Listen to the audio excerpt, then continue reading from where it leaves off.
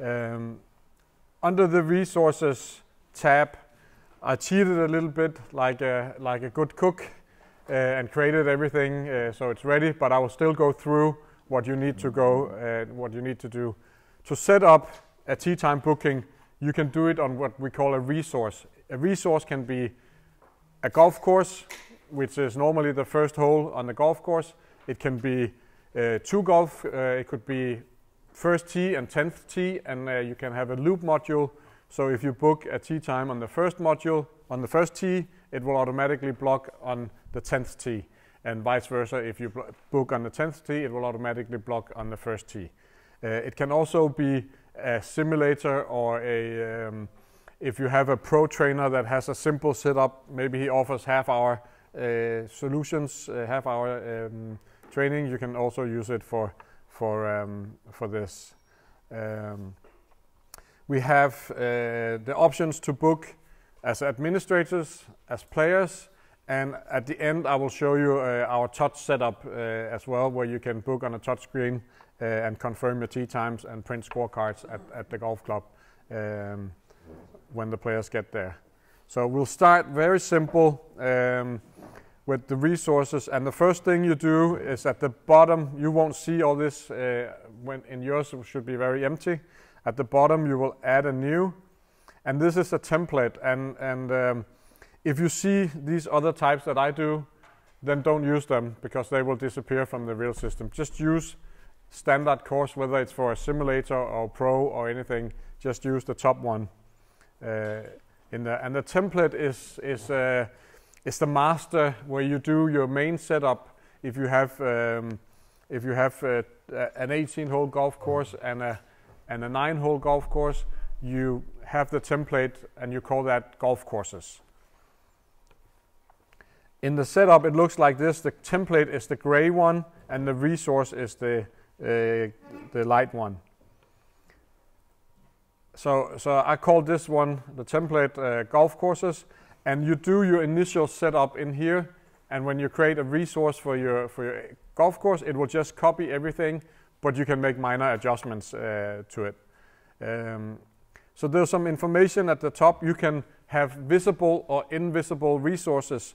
If you have an internal thing that you would like to book, it could be an office or it could be something else. Maybe you don't want the players to see this. You'll just make it invisible, and it's only the admins that can book this tool. It could also be here in the beginning when you're working on the setup and you're putting in any blockings in the future and all that. You do not want the players, when we go live, you do not want them to see anything. So you keep the tee time booking invisible until you know when the course actually opens and they're ready to book. So if you start with this in February, maybe you don't want them to see anything until April.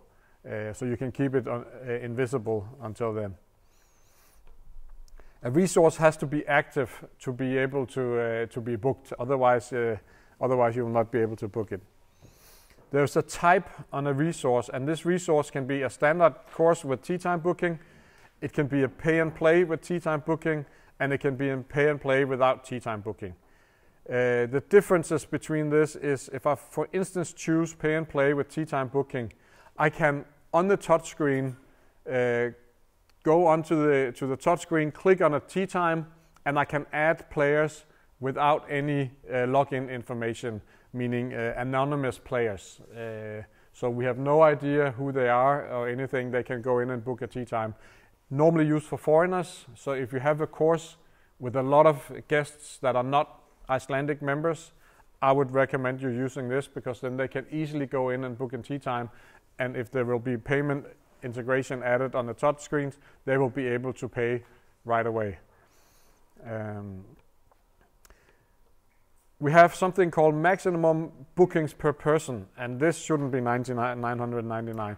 In my club, we can book 20 days in advance, and we're allowed to have 10 bookings within those 28 days. Not many has that. Not many have maybe 2. If you play in the men's sections, you have 4 times, because you book one every Wednesday for the 28 days.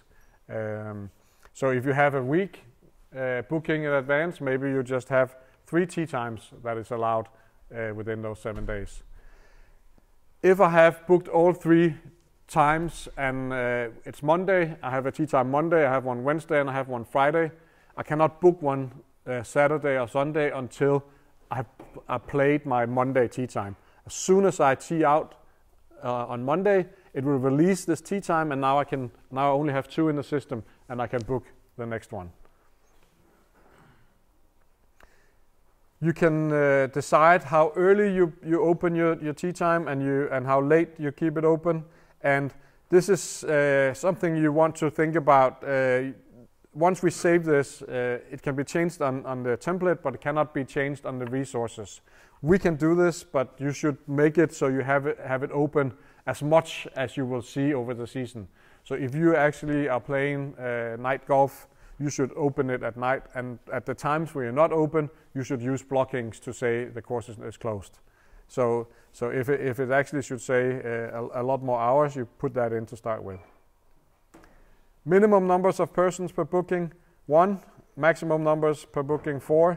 If it's a simulator, maybe you just want to have it 1-on-1, or if it's a pro, you just want to have it 1-on-1. Then there's a standard price. This is just something we use when we create rules, but it's not really used for anything else. So it's just, if you have flexible green fee prices, just put in your most standard time. It doesn't matter too much. Then we have the time range between bookings. It can be, in this case, 7,8 minutes. That means there's 8 tee times in an hour. It could be 10 minutes. It could be 9 minutes. It can be 8 minutes.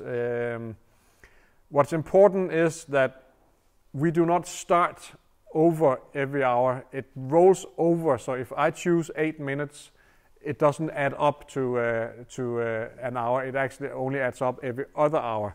So in my club, we have 8 minutes, and that means we start at 7 with tee time booking, and it's then 8:04, 9, 10:04. So it rolls over like that. It doesn't start at a fresh every hour.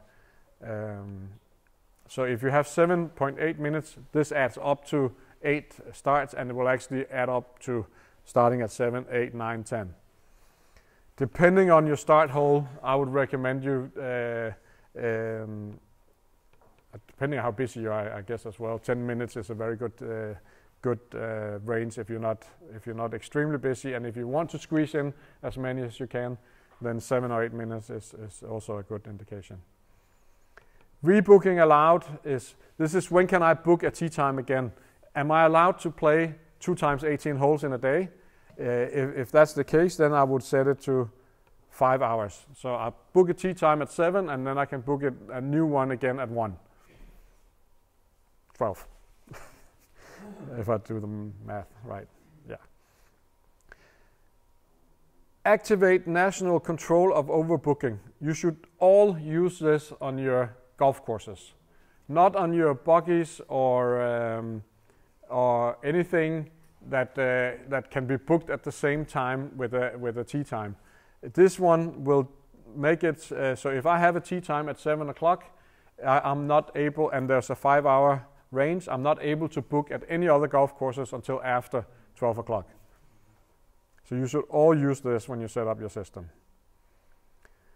So when I book the tee time, I click on a tee time, it will lock the system so no one else can steal the tee time for me. It will lock it for whatever seconds you put in here.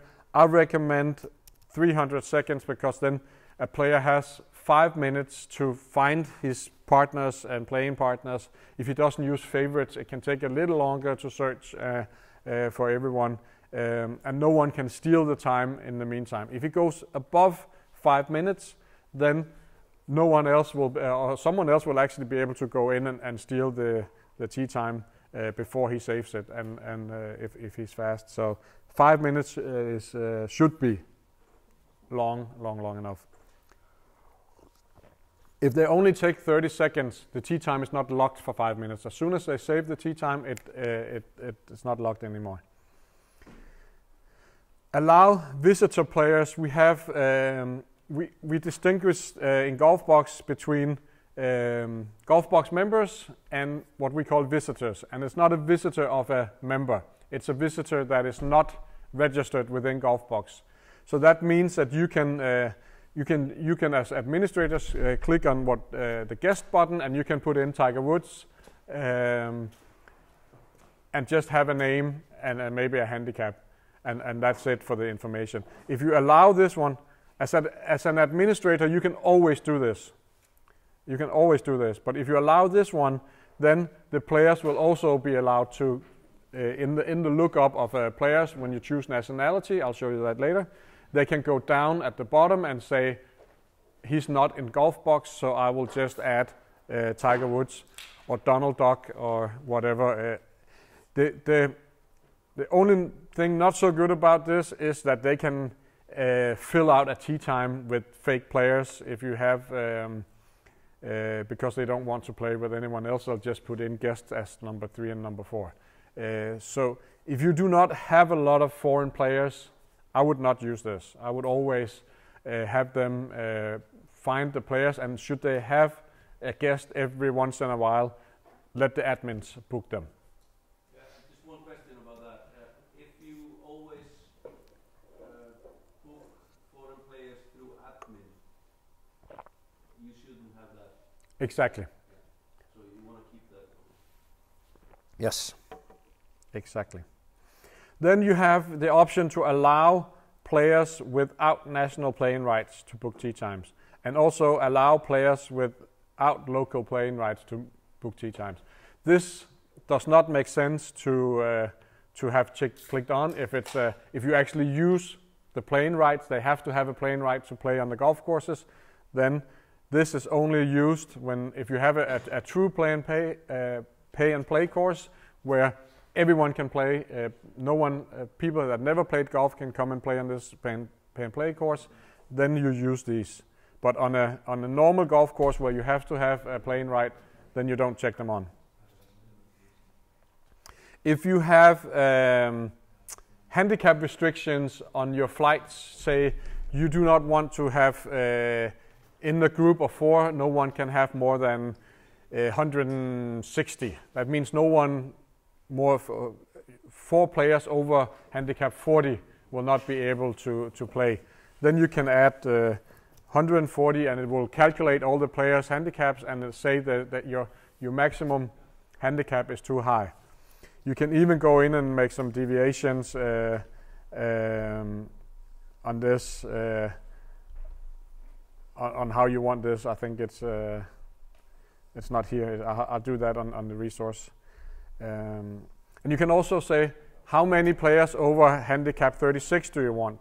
If you do not want 4 beginners to play together because they take a little more than 4 hours, most likely, then you can limit the number of handicap players over 36 to, for instance, 2.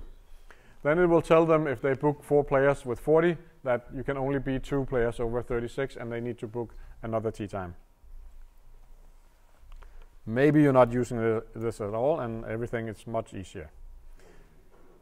If you allow visitor players, then I would also require handicap when your user is booking, because then they have to put in some kind of handicap for this Donald Duck or Tiger Woods that they're putting in. There's an option for administrators to edit a tee time that has passed. This can be useful if you if the internet breaks down and no one is able to confirm that they're here at the tee time, and you want to go in afterwards and confirm that they actually came and they paid and everything. So you can edit the tee time up to 48 hours after it has passed. In the booking settings, you can release the tee times on ongoing per minute, ongoing per hour, or at a specific time. I always recommend using a specific time because this ongoing per minute, for instance, is very confusing. If you have a week, you can book a week in advance, 7 days. If the time is then 1942, then 7 days ahead, I cannot book until it's 1942. And rolling, so it's 1943, 1944, so forth. And no player can figure that one out. So I would always recommend you say 7 days ahead, when it turns midnight, then you can book for the next day.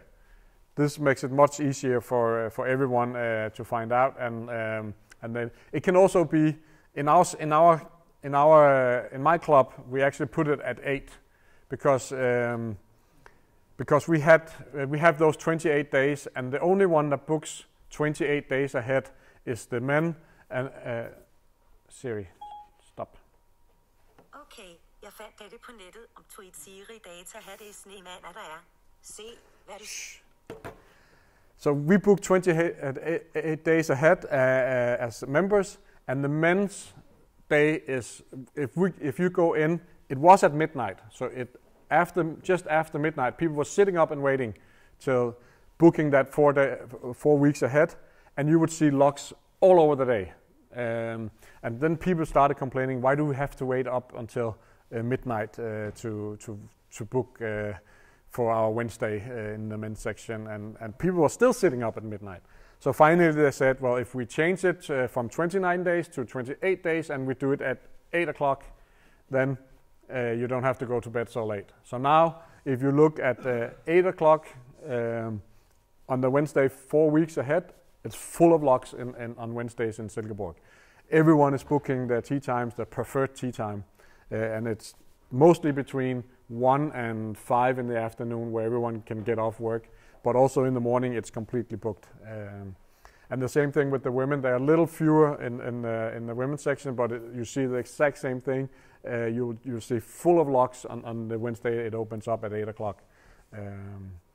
So think about this one. If you have someone that has an advantage in front of other, if everyone has the same limits or whatever you would call it, then I would leave it at midnight because that's easier to understand for everyone. When the night turns, you can book 7 days ahead.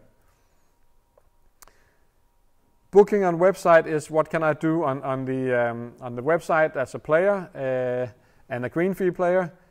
Website and app, same thing. Here I have it open 30 days in advance. It can be 3 days, it can be 5 days, depending on what you do. And green fee and visitors, how long can they book in advance? It could be your setup is something like this. Maybe the club members have a 7-day advantage over green fee players, so they cannot book. No one can take their time until 7 days before. And it closes 5 minutes before. Since this is the website, you have to think about what is the distance from where your members will live compared to how you get to your golf course. So if they live very close to the golf course, like in your city, it's in the middle of the city, most people would probably not have too far to go. Then maybe it would close at 30 minutes before. But I would recommend that on the website everyone should have booked their tee time at least 60 minutes before, because you need to get out there, you need to get your bag out, and hopefully you need to go warm up and so forth. So tell them that they need to book in advance and at least up to 60 minutes before. The same thing with booking on touchscreens. It's a little there's no difference really there. So I would say this one would be 14 days. This one closes a lot earlier because you want to make sure that because they're out there, they're out in the club, and if there's a free time, they have the bag ready, then they can just book this one right away. We have some are still using the ball rack for tee times. We have what we call electronic. We call them free on site times. So you can implement these free on site times into your schedule if you want to. I do not recommend to do this. I would always recommend when you have these free on site times, it's like an airplane saying I only sell half of my seats on the same day. And I hope someone will meet up at the airport to buy these seats. And of course, no one does that. In the golf club, I know it can be a little different, and I know there's some religion about it. I just feel if you sell your tee times, sell all of them. Don't sell half of them. It just doesn't make sense in my world. And that's not as an administrator, that's as a golf player I'm saying that. So you have the option of actually putting those on your website, and then they can book on the touch screen. It can also say, well, we keep the rack out there, then you can put on the free on-site times, and they can't be booked, and they simply, maybe it's every other time that is free on-site. Maybe it's just the last time in the hour that's a free on-site. So there's one rack ball that can go in the system every hour. Maybe it's every 50 minutes, 9:50, 10:50, and so forth. And then they have that one time at 10:50. So the first ball will go out at 10:50, and the next ball will be 11:50. So that's also an option. If you do not want the players to see any bookings further in the time that you allow them to book, you say you allow them to book 7 days, and you do not want them to see what happens in the future, then you can say users can only see times until max opening of bookings. Personally, I don't like this because I like to plan my golf. I know that I can play golf in a weekend 3 weeks ahead, and if I can only book 2 weeks, I would like to know that it's not blocked for a tournament or something, because if it is, then I'll go somewhere else and play. So use this if you don't want them to see what's going on in the club in the future. If you get a touch screen for the clubs, then we have something called mandatory confirmation of booking, and I would recommend, I don't know if you have that today, but I would recommend you using this and teaching your members to use this, because this is the only way you can get a true, or as close to a true statistic on how many rounds is actually played on your golf course. This means that they come to the golf clubs, they have to confirm their tee time, and if they do not confirm their tee times within whatever minutes we set here, they will be deleted automatically on the tee time, and it will be available for everyone else. So up here on the touch screen, I'm closing the tee time bookings 5 minutes before. They have to confirm 10 minutes before. That means if someone hasn't confirmed 10 minutes before, then there's 5 minutes for a guy standing out there waiting, hoping someone doesn't show up. He can actually pick up a tee time that will, if someone doesn't show up. So. What is your experience? You said in your club you could book 28 days ahead. So are all mandatory to confirm the tee time? I'm thinking, how many tee times is there a no-show up?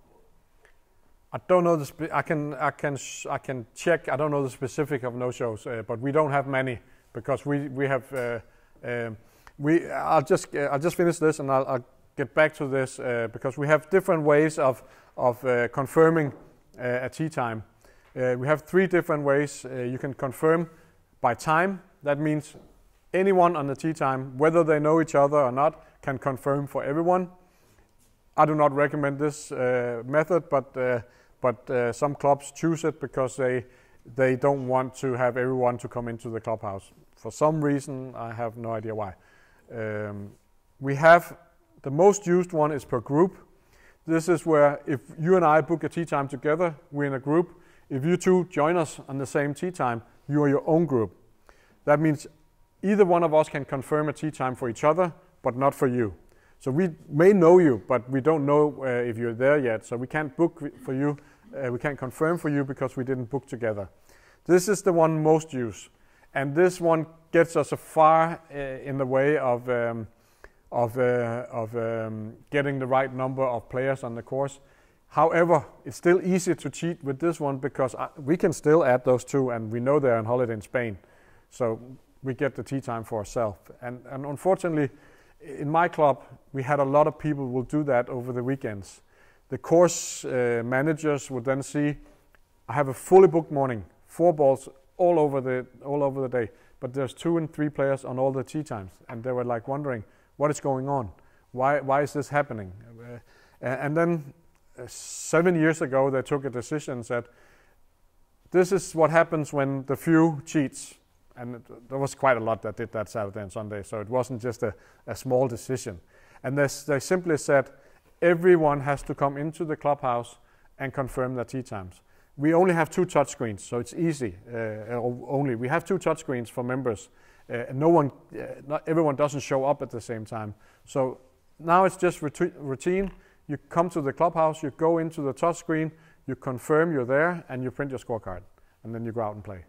And they had maybe 5 people complaining about this.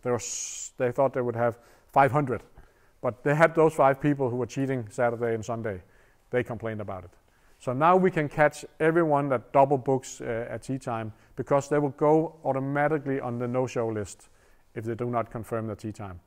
So people are not, it happens of course, and it can happen if the internet breaks down or if the touchscreen breaks down. Of course it can happen then, but then you know who was out in that period, and you can work with that. So this is the one I would recommend on a personal level and also on a course level, because this will give you the exact amount of tee times booked and how many is actually showing up for these tee times. Just about this one, when you say no-shows, this one also decides how close to my tee time can I cancel the tee time. So if I get within those 60 minutes, I'm not able to cancel. So it could be you say, well, we have a cancellation policy of 3 hours, so everyone needs to have booked the tee time or have canceled the tee time 3 hours before from home. And then when they get out to the clubhouse, they can book it if they haven't booked within the 3 hours. So this is what this one is also doing. So the mandatory confirmation, you may not want to put it on to start with, but I would still recommend that you do that, because golfers learn better when they're told the right thing to start with.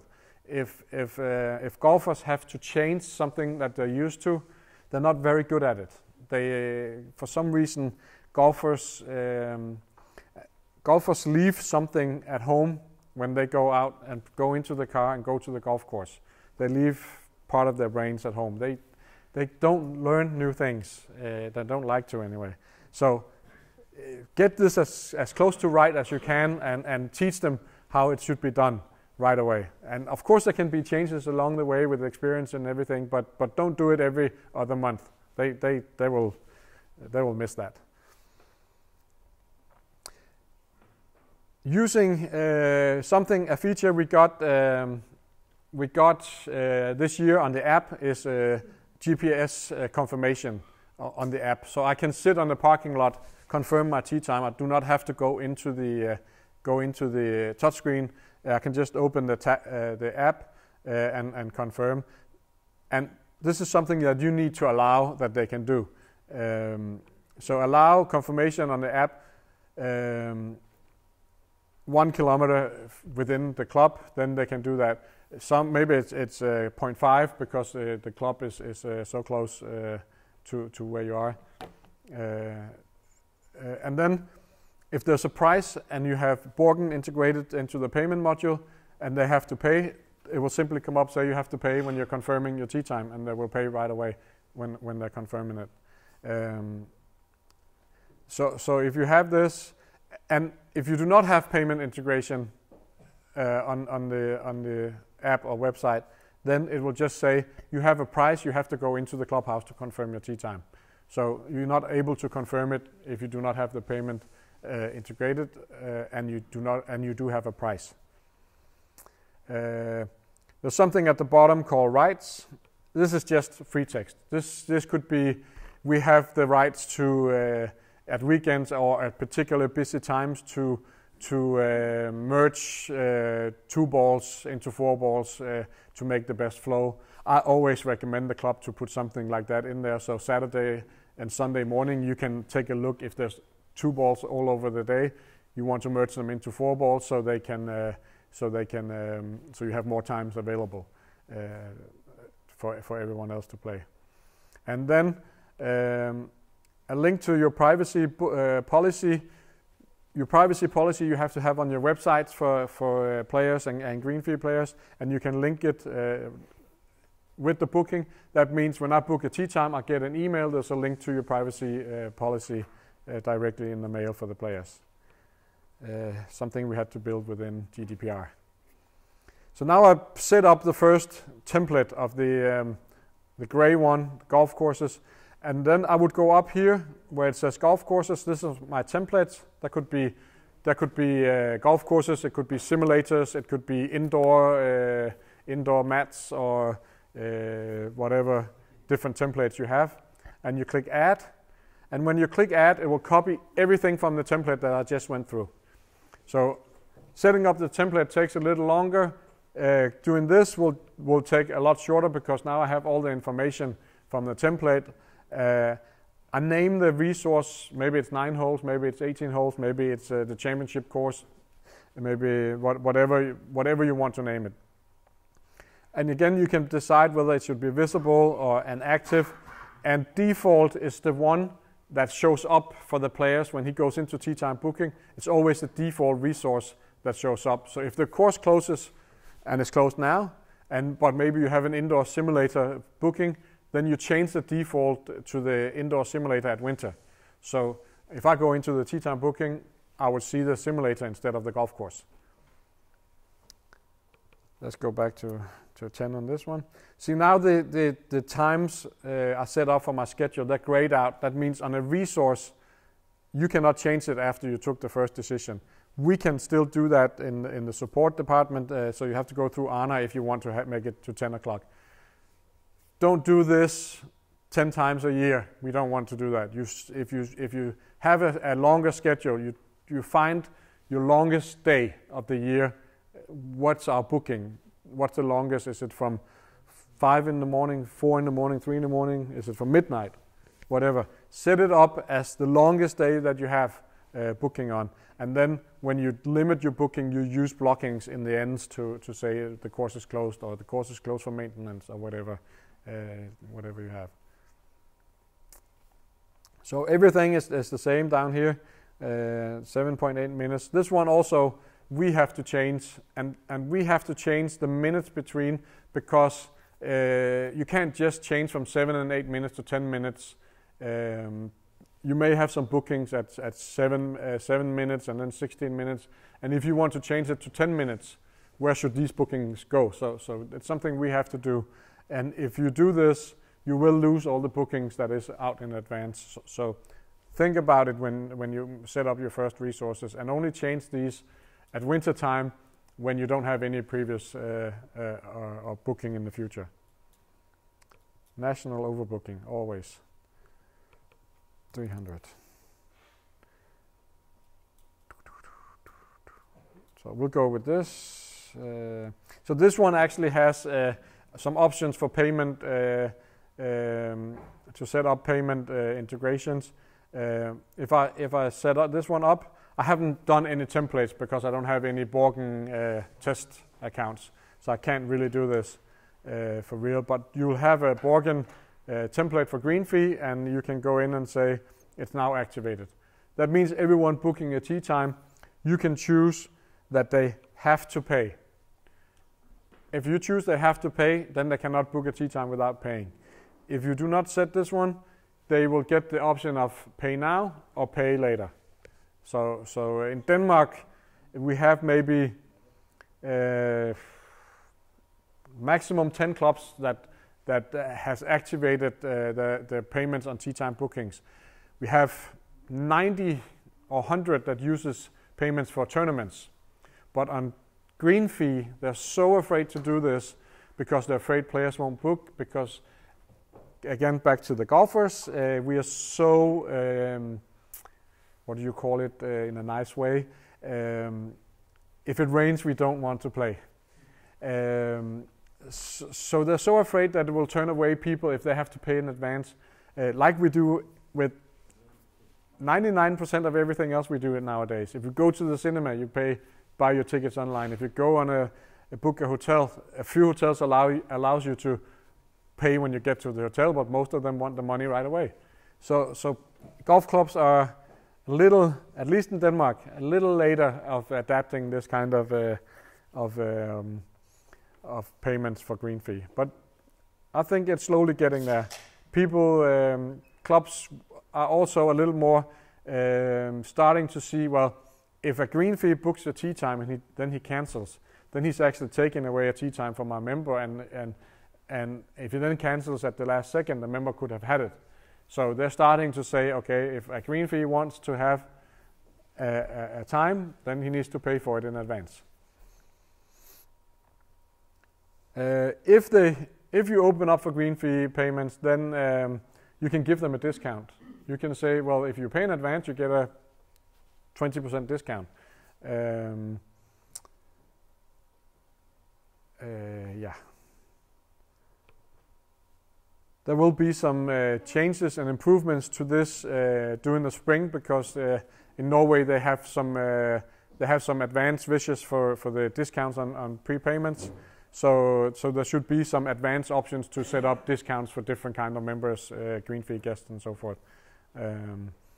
So there will be some development on this in the winter as well. Excuse me. When is the payment taken from the card? Is it when you make the reservation, or when you pass the time of? You do actually, when you set up your payment template, you do have the option to choose whether to withdraw them right away or to manually withdraw them in the payment system. So it's really up to the club. I always recommend withdraw the money right away. And normally you would say you cannot withdraw money until you send the goods, but it has actually been when what you're paying for is really the right to book, so you're allowed to take the money right away with things like tea times. So if he cancels his reservation in time, then the payment goes backward? Yes. And that's automatic in the system?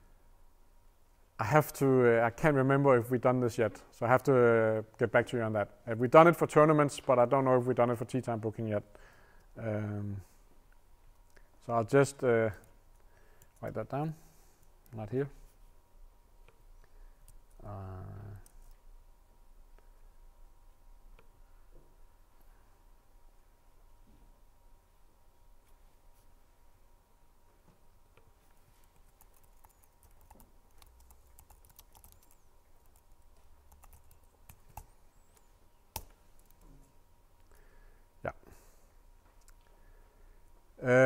We also have something called extended booking. This is where you can set up some items in the economy section. It can be trolleys, it can be buggies, it can be sandwiches, it can be whatever. It could be gloves, it could be a sleeve of balls or whatever. Something they can buy when they're booking tea times. If you, for instance, have 10 buggies that you would like to rent out while they book a tea times, then we can enable extended booking. The buggies they have to be out 6 hours, and then they have to be returned. So every 6 hours, the number will go back up to 10 if I have 10. So if I use this extended booking, it can be for players, it could be for administrators. Maybe you have 4 buggies and you are the one in charge of saying who's actually allowed to ride a buggy. Some of the golf courses in Denmark are normally, they don't have any good buggy path, so it's only if you have an injury that you can prove that you're allowed to ride a buggy. So the administrators will always be the one renting out a buggy for any member or green fee players. But if you have a lot of buggies and you have a buggy course, then you can book the buggy while you are booking the tea time as well. I will set this up, and then while we take a break in a little bit, I will set up a buggy as well.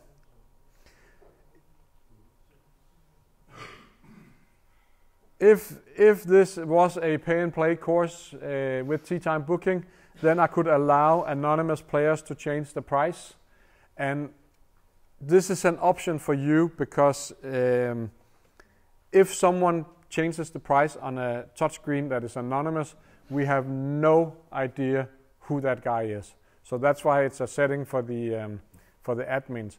Hopefully we can set up the tea time booking so the price will always be right and there's no need for them to change a tea time booking or price. So only in the cases where you will have so many different prices that we can never ever get the system to do it, then I would say anonymous players should be allowed to change the price.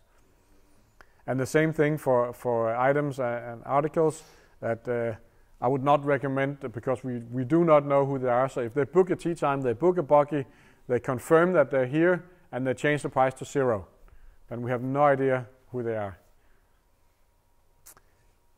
There will be some, on each resource, there will be some standard GPS coordinates. And it's taken from, to start with, it's taken from the address of the golf course. So whatever is on Google Map where the golf club is, that will be the GPS coordinates. If the golf course is not next to the clubhouse, then go into Google, find the golf course on Google, and you will see the coordinates that looks like this. Put them in instead, because this is what you use when you confirm the tee time. So a few golf clubs in Denmark have the clubhouse here, and then the parking lot and the golf course is maybe 500 meters away. So if they have the GPS here and they only have 500 meters, they can't confirm the tee time at the parking lot. And that's what they wanted to do. They don't necessarily want them to walk a kilometer back and forth. The oldest club in Copenhagen, the parking lot is far away, but the clubhouse is in the middle of everything. So once you set all this up, you update it, and here the last thing on the course on the resource is you can have an attachment to the course setup in GolfBox, and we use this if you print out scorecards when you confirm the tee time. So by choosing the course here, when I come and confirm the tee times, and I'll show you the touchscreen look and feel at the end before we leave, I can then print the scorecard directly from the touchscreen and go out and play. Okay, so once we set up the resources, no one but the admins are allowed to book yet.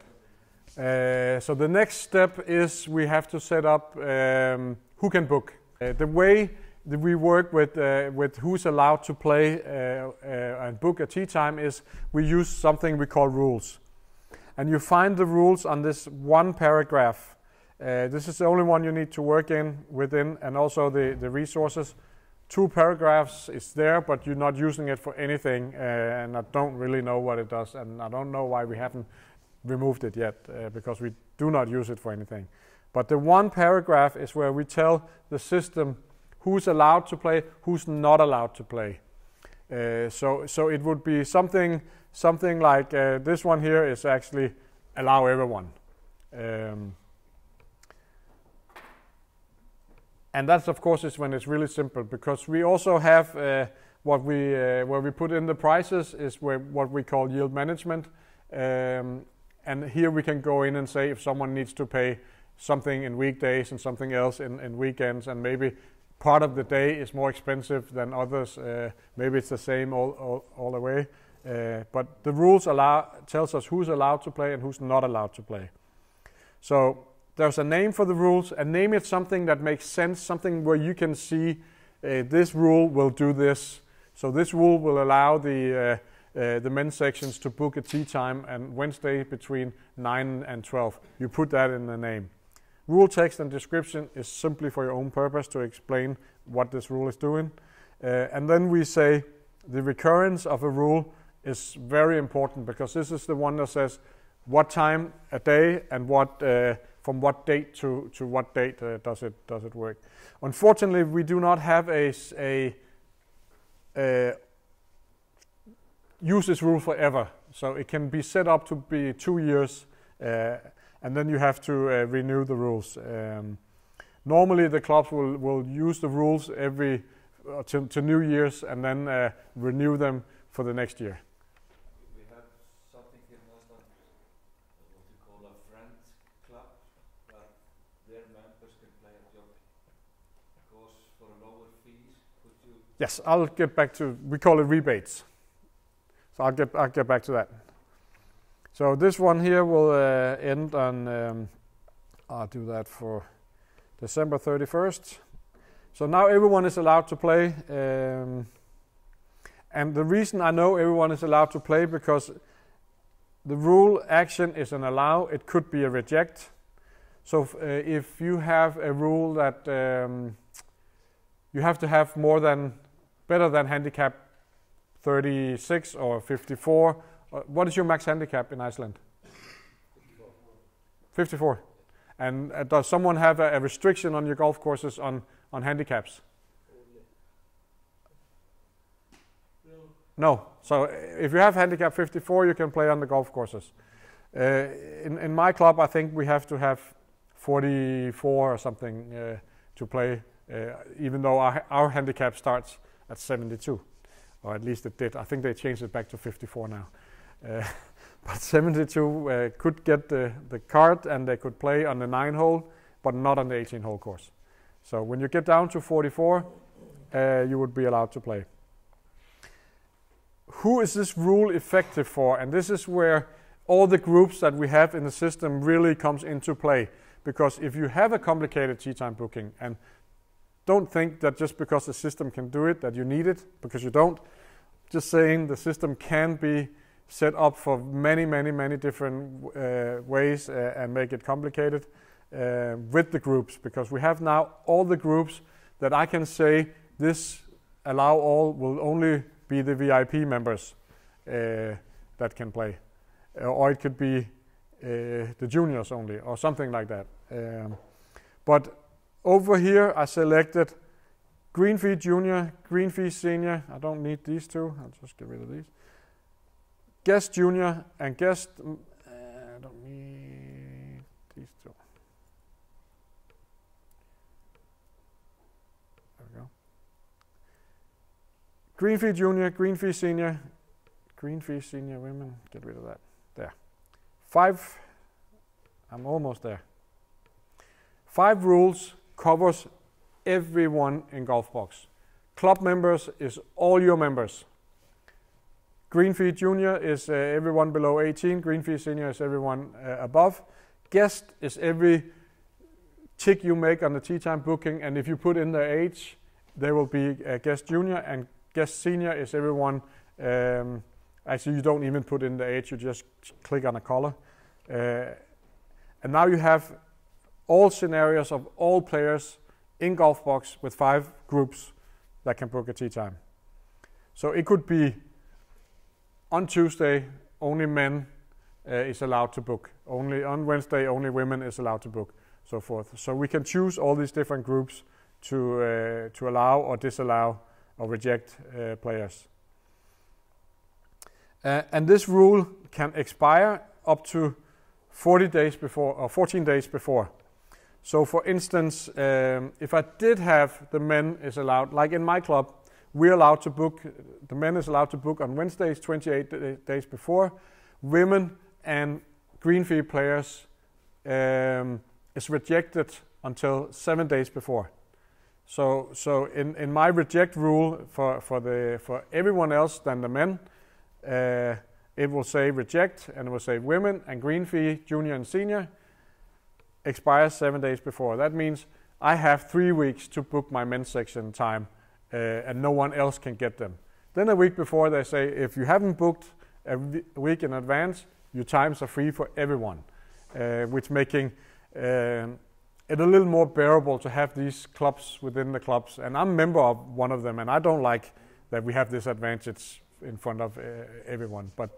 But it makes it a little more tolerable. If there is available tee times the week before, it's free for everyone. This price here will disappear as soon as I activate the yield management system where we will get the prices from. So just to show you a little about how complicated this can get, I'll just jump into this is Helsingør in north of Copenhagen, and they have cleaned up the rules tremendously. They used to have more than 50 rules in the system because they had so many. They had 2 or 3. They had a club within the club each day.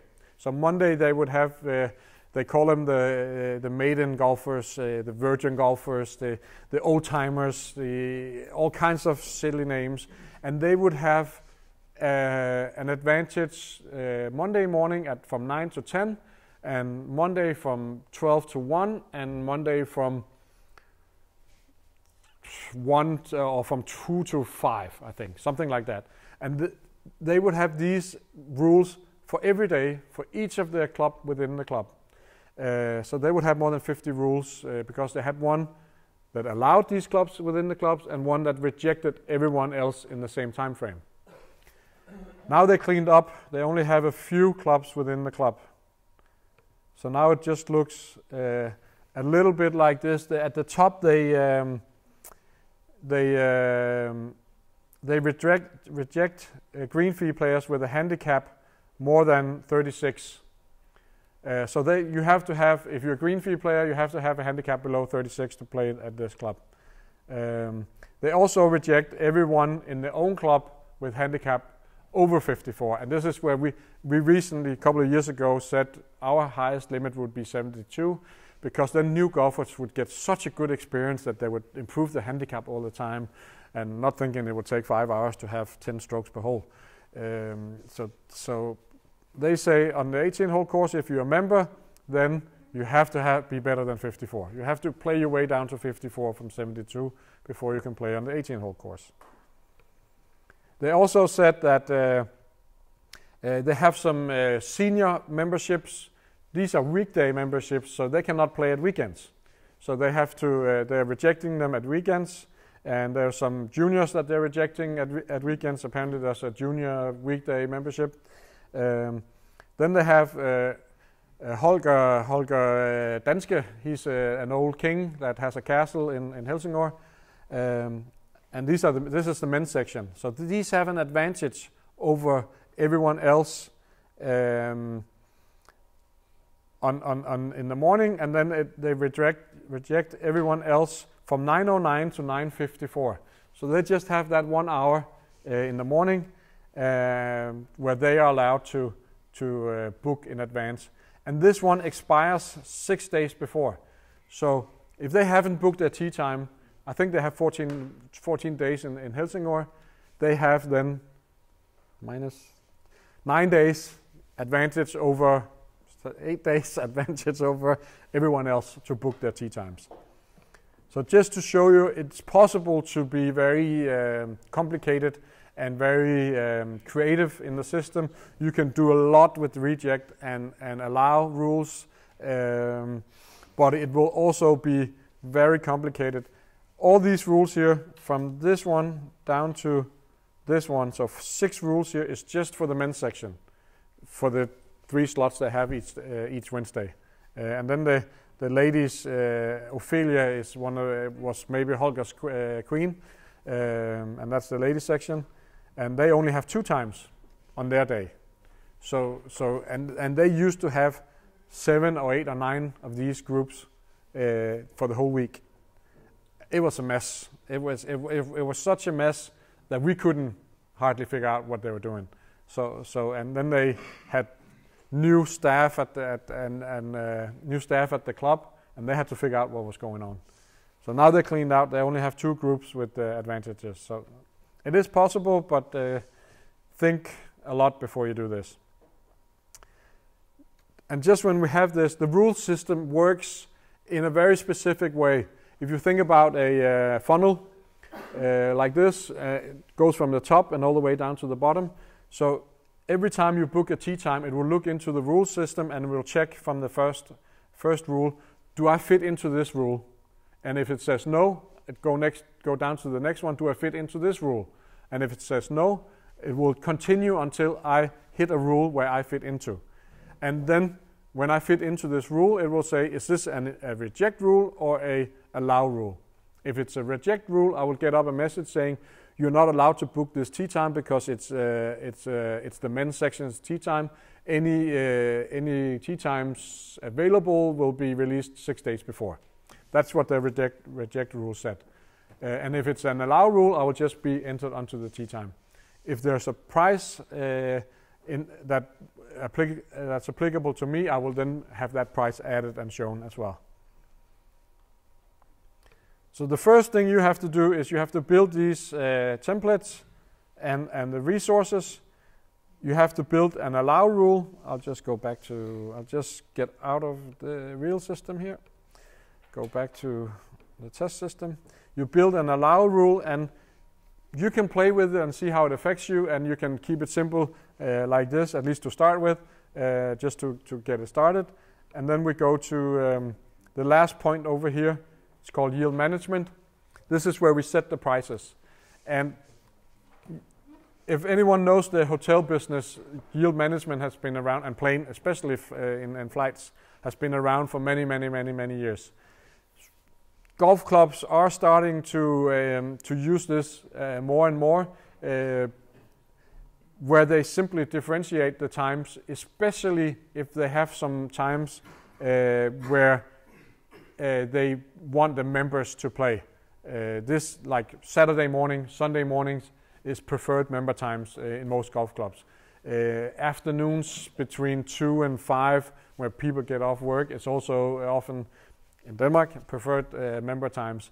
So a lot of golf clubs are starting to use the yield management function to say, well, I want a little higher rates in the weekdays, but in the weekends, I'm charging a lot of money for a green fee, because I want the members to be able to get these green fee or to get these tee times. And if someone wants to pay a lot of money on those prime times, then okay, go ahead, be our guest.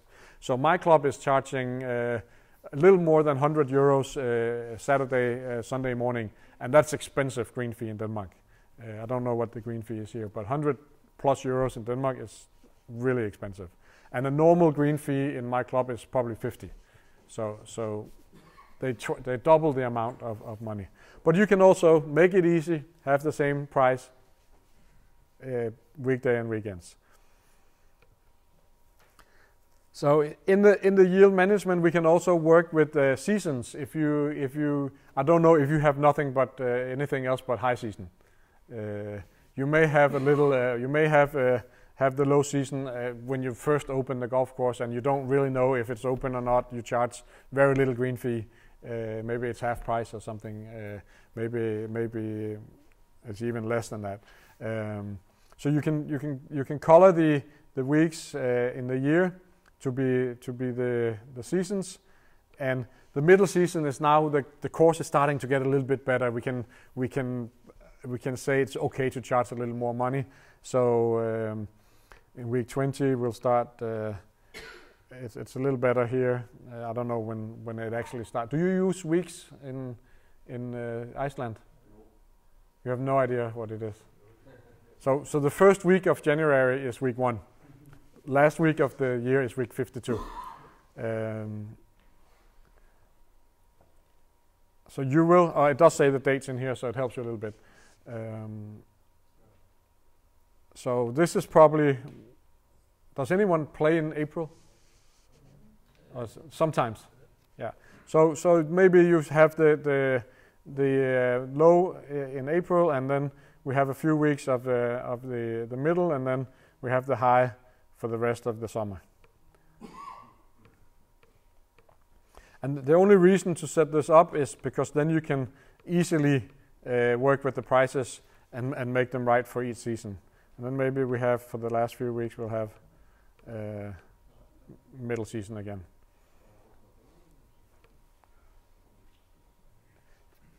You can have different timings of the day, of the year. A lot of them are just using, this goes from January 1st to December 31st, but you can have different what do you call it? They call it resources. So you can have different, like my club has 52 of those because they have different weekday and different weekend prices each week that they can go in and play with. So they sit there every year and spend a lot of time changing the dates. You can have 3 slots of prices a day, or you can have 5 slots of prices a day. Even though you're using the same price every time, I would change it to 5 prices, because if at one time you want to actually use the yield management, it will be, I think 5 slots is a great way to differentiate the prices, where you can scare the green fee players away, or you can attract them as well. So if you know every Thursday afternoon there's no one playing on the golf course, normal green fee is 50. Maybe if I put it on Thursday afternoon, I put it down to 25, I could get 10 green fee players instead of 0. So this is basically what yield management can be used for. And again, the prices can all be the same if you have the same prices. So setting up the prices, we deal with something we call a rack rate. And the rack rate is always the highest green fee that you have. So in a weekend, it's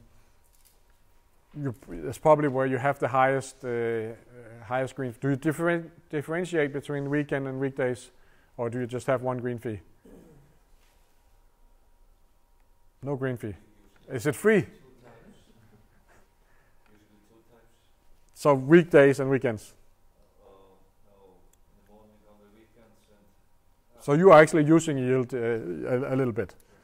Yeah. So the rack rate is the highest price available, and then we offer discounts on the different seasons, and we can offer discounts also on the different slots on the day. So if I just go back to the ranges, you can control the slots by changing the times here. So if I say 10, and then it's 10 to 12, then I can have a price from 7 to 10, another price from 10 to 12, another price from 12 to 15, a fourth price from 15 to 18, and a fifth price from 18 to 20. So you decide these here, the different times that you want to have different prices on. So I'll start with the rack rate. Let's just say, what's the green fee? 10,000? 10,000. Then we can set up a minimum price, because we can also, and I'll show you later, we can have discounts with friendly clubs and everything. We can set a minimum price saying we will never want a price to go below 4,000. So that means, maybe juniors are just 2,000. So that means no matter how many discounts is given into the system, the minimum price will never be lower than 4,000. And then I can go in and say, okay, I have 10,000 as a minimum fee, so I can go into the low season. Well, the low season, it's a 6,000 discount just because it's low season. So my green fee for all those green ones is now 4,000, and for the middle it's 4,000. So the price for the middle is 6,000, and for the high season I don't give any discount. It's 10,000 for everything. And if I want to differentiate on the different times of the day, I can then go in and say again, in the high season we do have a little. If they come early, they get maybe 2,000 discount, and if they play late, maybe they get a 2,000 discount as well. So you can go in and differentiate in your 5 slots as well on each day. And this is taken out all on Monday, and then if I do the same on Tuesday, Wednesday, Thursday, but not Saturday, Sunday, or holidays, because it's expensive there. We want them to pay full price there.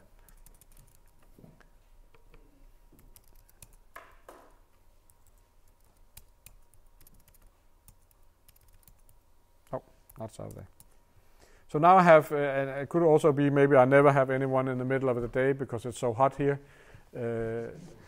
Maybe I have a discount there as well.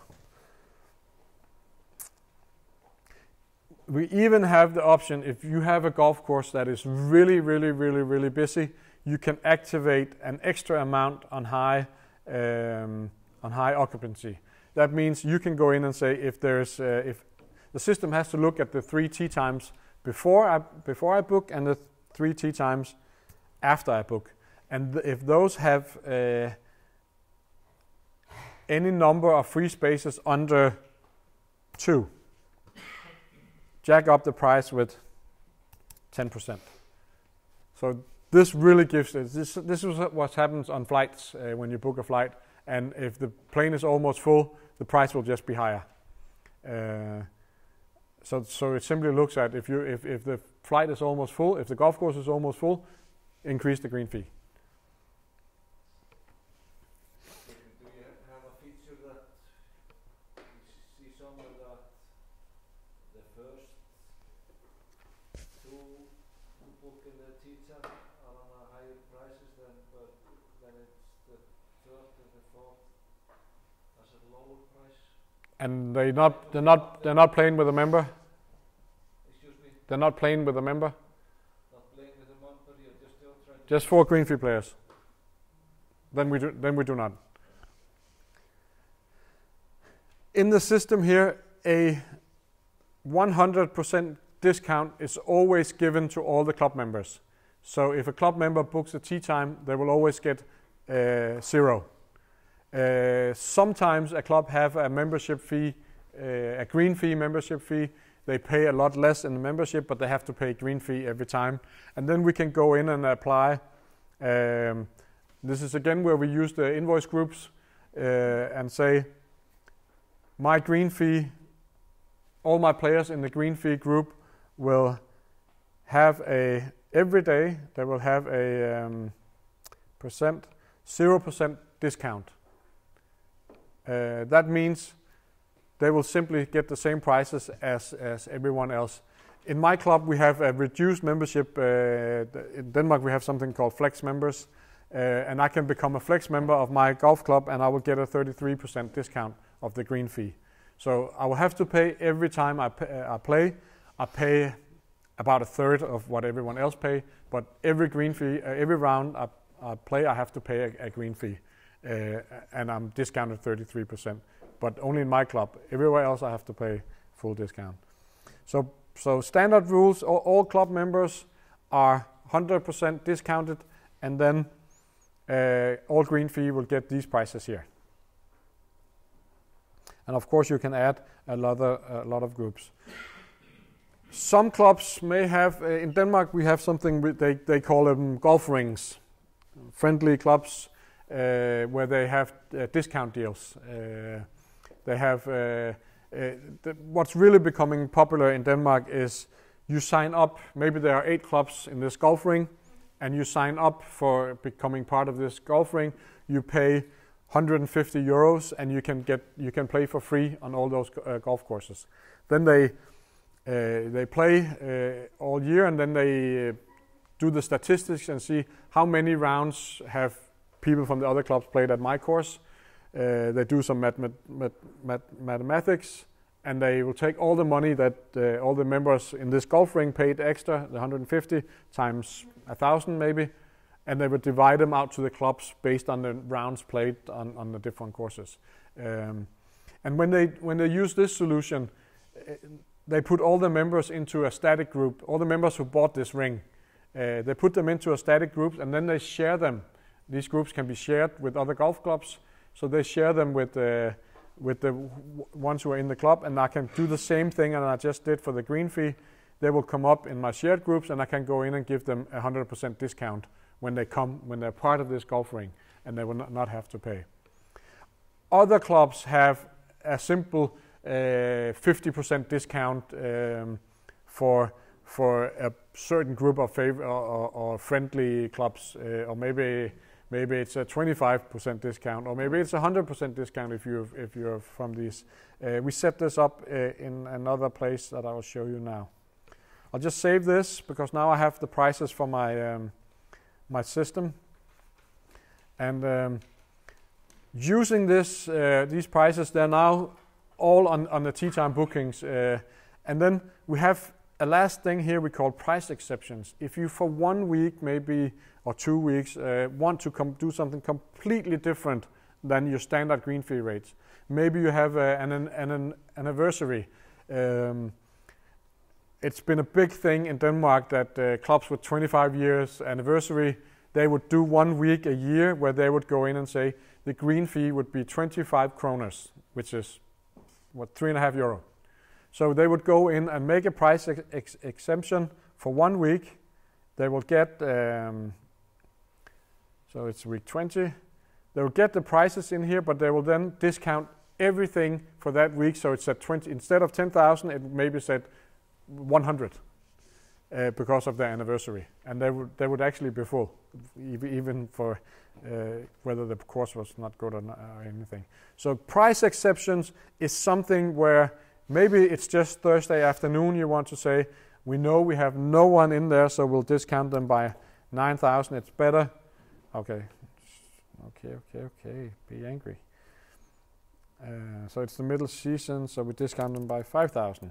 So we prefer to get a few players out that plays 1,000 than no one out at all. Yeah, I'm going to try to make this understandable.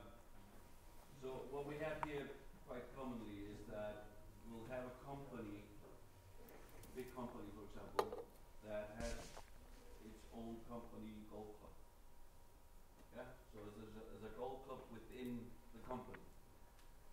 They maybe host their golf union membership with a smaller club, which kind of takes a little bit money off them, and they host it, for example, on the club somewhere like 50 minutes away from Reykjavik. And these clubs go and make a deal with some of the bigger clubs for like reduced green fee, for example. Yeah. So it's a fixed price. Yeah.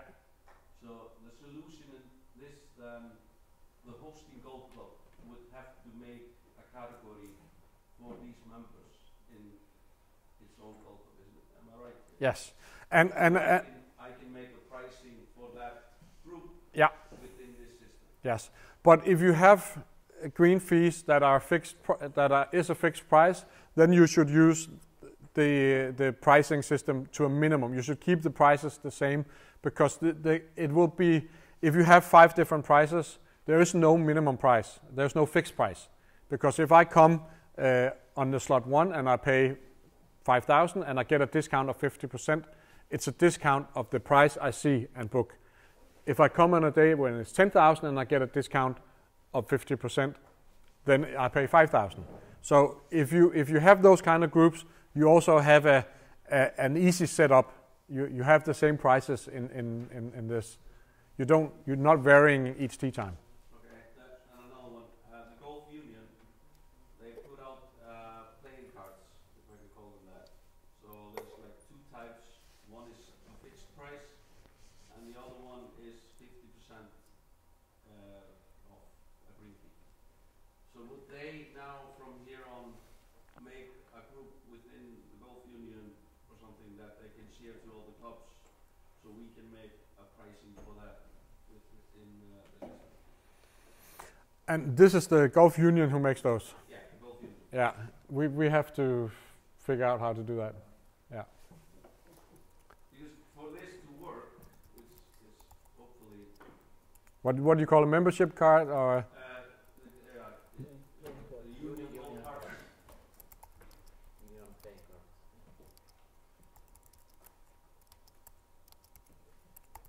So the system could theoretically understand or know this person, and they can tell me what kind of person. Who will get this card? Just all sorts of people from it's mostly volunteers and companies that work with the union. So it could be people who are not members of a golf club. Yeah. Okay. We'll see if we'll find a way to do that. Yeah, and this is the 50% of the maximum price. Yeah, and again,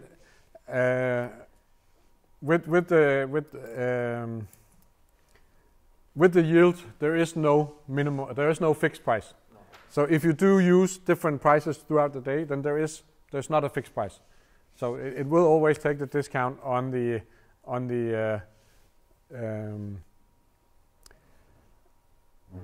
yeah.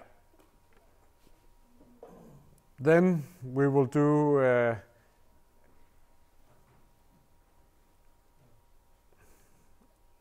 I'll find a solution for that.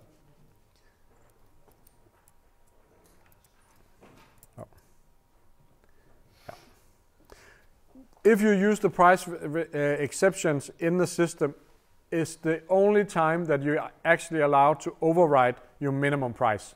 So think about it when you do the price exceptions. See, I can actually put it down 1,000, and the minimum price was 4,000 and 2,000. So in the price exceptions, it's the reason or the thought for this is that you can simply discount the shit out of a day where you want to have people to come out because there's no one there. Maybe the whole club is visiting another club and you want green fee players to come and you discount that day a lot with a price exception. But that's the only time the minimum price can be overridden. Good. So now we set up everything. We have set up the resources, the templates, a rule to allow. One thing that we can do is you can actually, if you have a very simple pricing structure, you can choose not to use the yield management system and use the prices in the rules instead. The differences between that is then you have to set up a little more rules. You have to set up a rule for the club members that is 0 in price, and you set up a rule for the green fee that is weekday price and a weekend price, and that's a fixed price, and then you can get your fixed discount, and because you're deciding what the price is. So that is an option to do that, not to use the yield management. The big difference is that if you're not using yield management, and I didn't activate it, you see there's no prices in the grid right now, and you will not see any prices if you're using the rules with prices until you book a tee time. With the yield management, the players and the admins will always be able to see the prices. They can also get a weekly report. When is the course booked? How much money did I get in this week, and so forth. A mail that's sent out every week to an email that is the administrator. This one. Oh, yeah, it's not on the test system. That's a good error. We'll fix that one.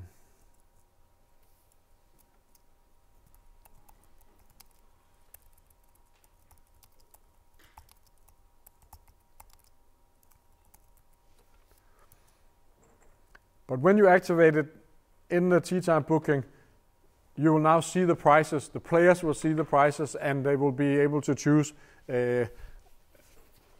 I actually always, when I have green fee players playing with me, choose the time a little before 8.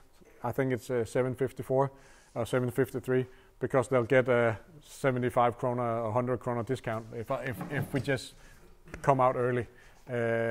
So the players will be able to, or the green fee players will be able to see where is it cheaper. And without yield management, there will be no prices to see. So if you have like many clubs you have, and I think probably in Denmark as well, is that if a member takes a guest with them, yes, it's a fixed price, like in here now. How would that work? So another thing we can set up in the system is discounts. So we have the yield management system that gives you prices. You can give some discounts in the yield management system, but then we have club and member discounts as well. And just below the resources, there is a settings for discounts. And here you can go in and make some club rebates, club discounts, and member discount rebates. Should be using the same term, shouldn't I? If you have not the golf ring where they pay to join, but simply a friendly club that your neighboring club, you get 50% discount on the green fee. Then you add a club rebate, 50% friendly clubs. And here you can choose whether it's an amount you take off the green fee or whether it's a percent you take off the green fee. So still it's the same thing. It's not a fixed price. If you use yield management and you have 5 different prices, it's an amount of that price where you click the tee time, or a percentage of that where you click it. So 50% for all of them, and then you can choose your friendly clubs. And you choose more than one club by holding down Control or Command, if it's a Mac, and you update it. So these 3 clubs I've chosen here will now, any member from those clubs will get 50% discount on the tea time as soon as they book the tea time. And for the members, if you play with a guest, you can do the same thing. You can set up 3 different discounts per player.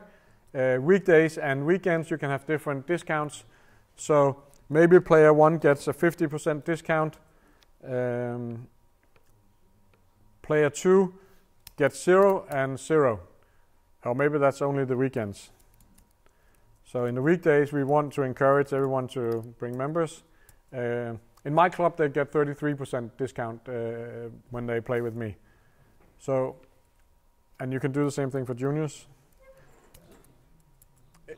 You have to pay that in the pro shop. You either have to pay it online when you book or when you go to the touchscreen or to the pro shop, yeah. How does the system know that you're invited if you have a group of 4 and there's one guest who's invited? The way we have done it, and we have to do it, we have to figure out a way to do that, of course, because I could just, as a guest, search for a member of the golf club and get the discount. So the way we have done it is that if you book online and you pay online, it has to be the member that books and pays for the guests to get the discount. So of course it's not ideal, but otherwise it's just too easy to search for a member of a golf club, get the discount, pay, and then take him off the time after.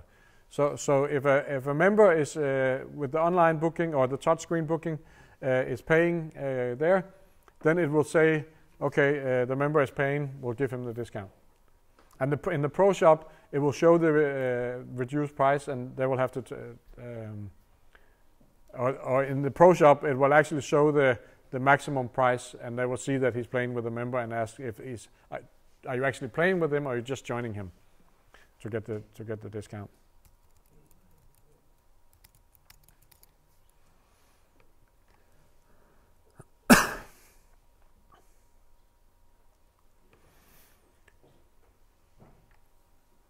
Just to recap, four things to set up.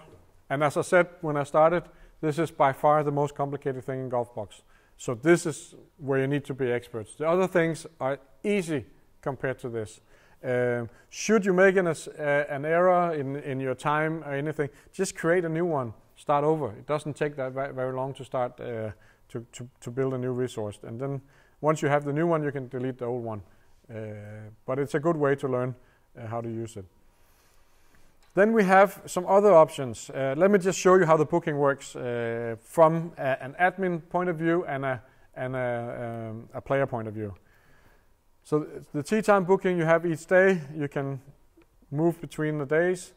You have some options to show expired times. If you don't want to see them, you can remove them, so it looks like this. You can show player details, or you can remove them. You can show price, you can show statistics. And statistics is how many times have a player booked the tea time on this in your club. You choose your tea time, you simply click on it, and it will open. And this is, of course, as administrators, it will open for an option to add 4 members. You can use, if it's a foreigner, a quick link to add a guest. If it's a Icelandic, a Danish, Norwegian, or another way to add guest. So this is a shortcut, but the players will actually see this list. If they want to add a guest, the visitor, if we allowed that tab on the visitor in the resource setup, they will see this, others without a member number. And if we didn't allow that, they can only choose players within these numbers. So that's what that allow visitor booking is doing for you, but only for the players, because you can always do this. And if you just search for instance, 5060, it will always look in your club. You don't have to put IS-7-560. Any member number is it will look directly in the club. And in here you can also use the national ID, 10 digits, 28, 11, 62.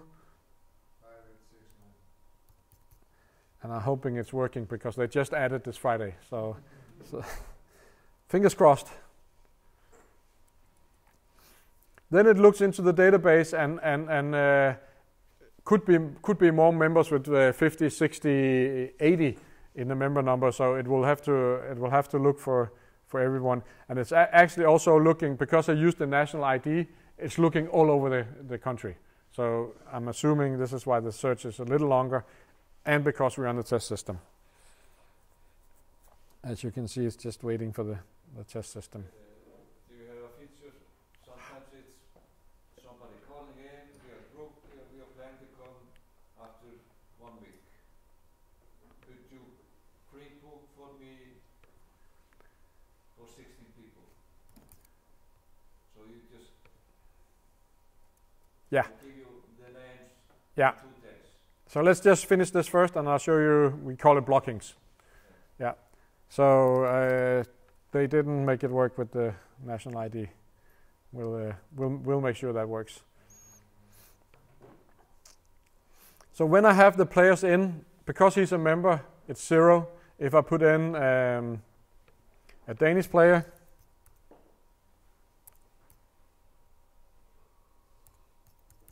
if I remember my own name, it will give me the discounted green fee price of this. The season is the low season, so it's only 4,000. I have a few other options here. I can send a message to these players. Remember to confirm your tee time on the touch screen. Remember to go to the pro shop to pay your green fee. Whatever information, if you want to send them anything. Sorry for the inconvenience. This day we are poking holes into the green, so you may get an additional green fee reduction if it doesn't look good. And if you have foreigners that you want to send, you want to inform that you booked a tee time, you can add their email. Let's say someone emailed the club, can you book a tee time for me Sunday at 12? You can then add the email to them, and they will get an email with the information that the tee time has been booked by adding it here. Can admin change the pricing on that? Yes. So admin can always change that? Can always do that. And because it's me, I'm so lucky I get it for 0. Yeah, so the admin can always do that. And also after I book it, they can go in and change it. So we made an error in the setup or whatever. A lot of people have booked tee times, their prices are wrong, you can go back in and change them. There can be some administrator information. Martin is coming.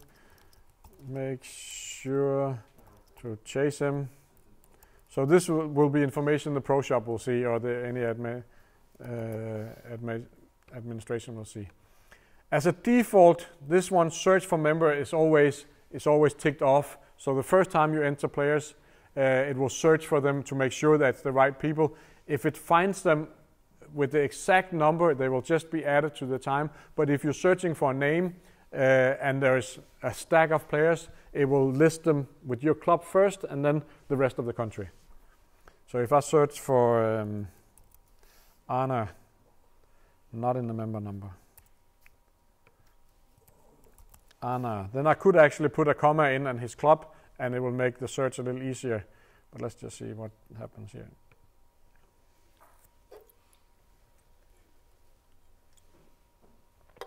So now it found everyone that has Anna in the name. And then I can find the right one I have. There's a lot with that, and that's very common. So list everyone from the golf club first, and then it lists from the rest of the country. Oh my God! And if I didn't find the right one, I can search again. Then I approve it, and an email will be sent out to these guys that the tee time has been booked. And because it's our test system, I'll just quickly run in here, and the email came here.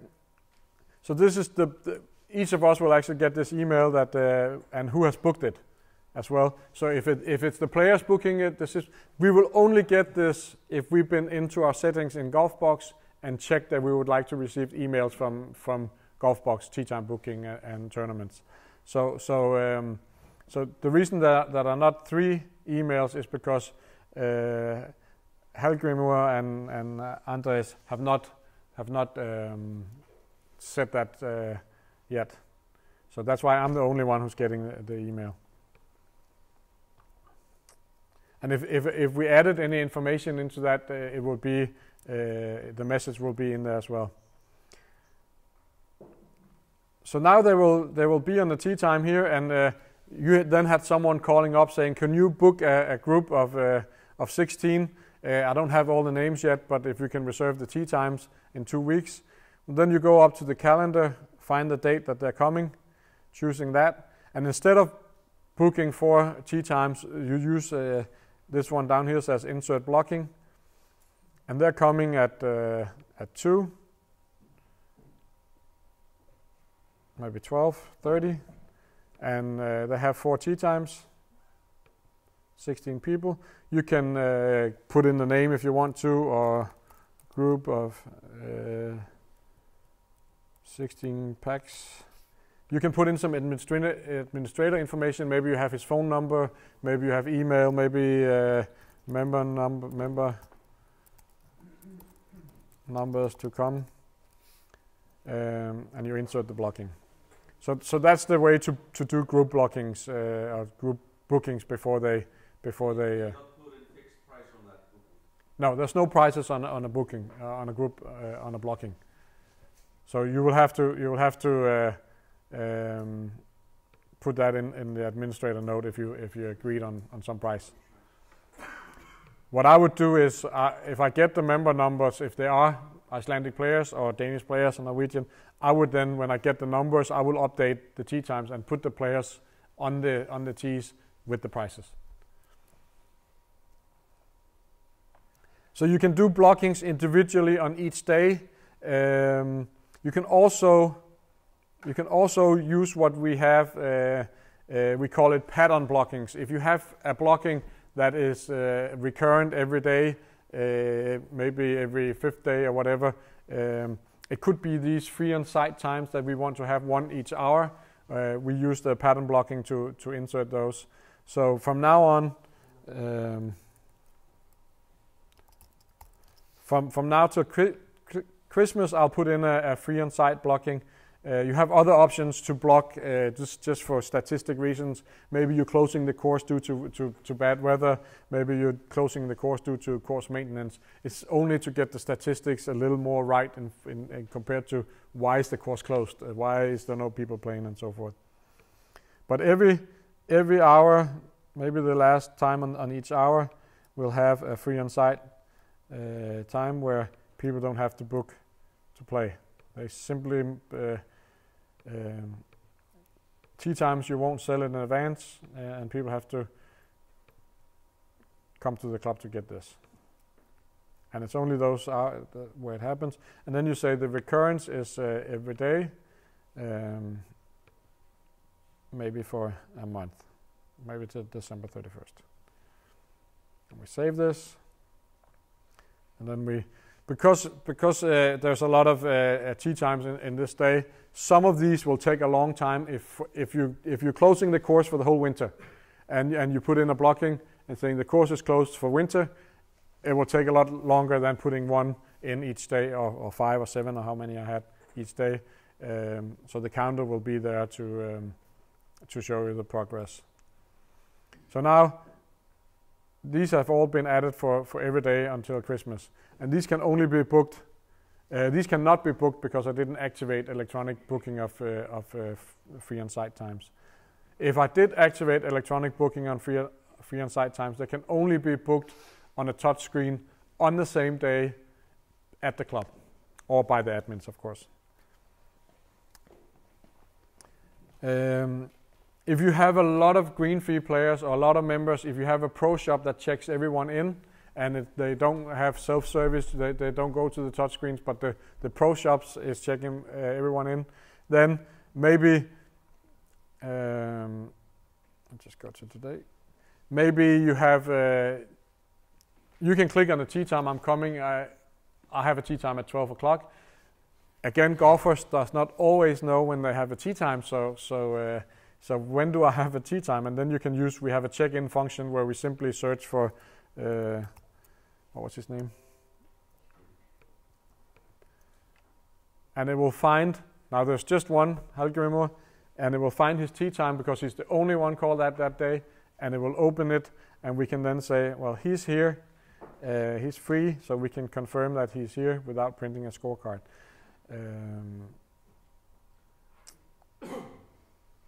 And there's not a reason, there's not an option to print scorecard. Let me just not confirm this and just go to the scorecard module and add this here. I'll get back to this.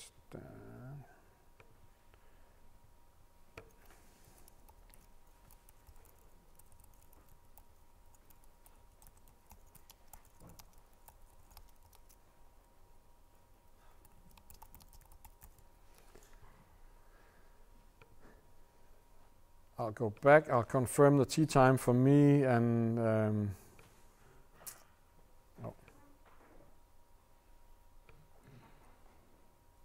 I'll confirm it for everyone. So I can confirm it and print scorecards. I can also mark them as paid, the guy, me. I'll just confirm this one. So when I have the scorecard printing module, it will create a PDF file that you can print on your printer. And the way we've done the scorecard module is we have two different sizes. We have an A5, half A4. We call it A4/2. That's an A5, of course. And then we have a three-fold scorecard where you have the 9 holes on the 2 folds. And on the third fold, you can either have member information, or if it's a green fee player, you can have green fee information like a back tag. So it shows in the standard tees that we wanted to play on, that we set up in the course yesterday, if anyone remembers that. But I can change it if he wants to play on the white tees and he wants to play on the yellow tees. And we can also include the playing partners on the scorecard, and they can get... they will then see the strokes that we all have on the scorecards. Then it will create a PDF file, and you open this and print it. This can also be done from the touchscreen where the players have self-service. They log into the touchscreens, they confirm their tee time, and they will be asked, do you want to print your scorecard? And if they say yes, they choose their color. What's it called? A tee time, and then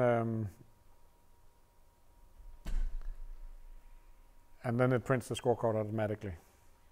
It's on the touchscreen. It's a lot smoother because we have what we call silent printing. Because we are internet-based, the browser simply does not allow us to code silent printing for admins. So they get a PDF file where it looks like this. See if I can make it a little bigger. So on the first fold, it will have the 9 holes, and it will have each players. You can see what strokes they have. On the second fold, they will have the other 9 holes, and at the bottom, this is my scorecard, so it will have a back tag at the bottom. If I change, if the admin or if I change the price on the touchscreen. Maybe I had a green fee ticket or anything or something. Maybe I had, maybe the system wasn't set up right, so I reduced it by 50%, and I wrote in the system playing with a member. Then this information will be here as well. The members will have the same information, except for the third fold. They will have any extra text that you can put on the system. It could be take your guest or remember to go to the restaurant. There's a Kleiner, for everyone or whatever.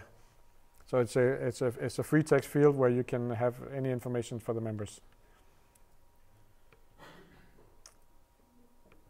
And now when I close this, they have been confirmed, and they change size when they get confirmed. They're a little bigger in the squares and the dots. And down here you can see the different information. So a green fee player is always round.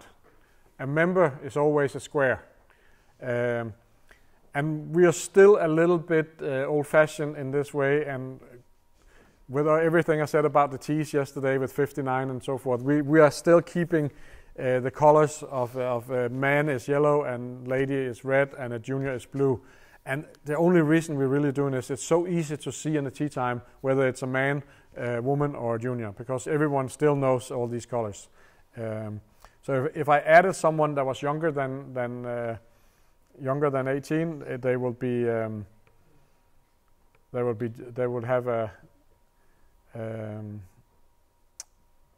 have a blue icon.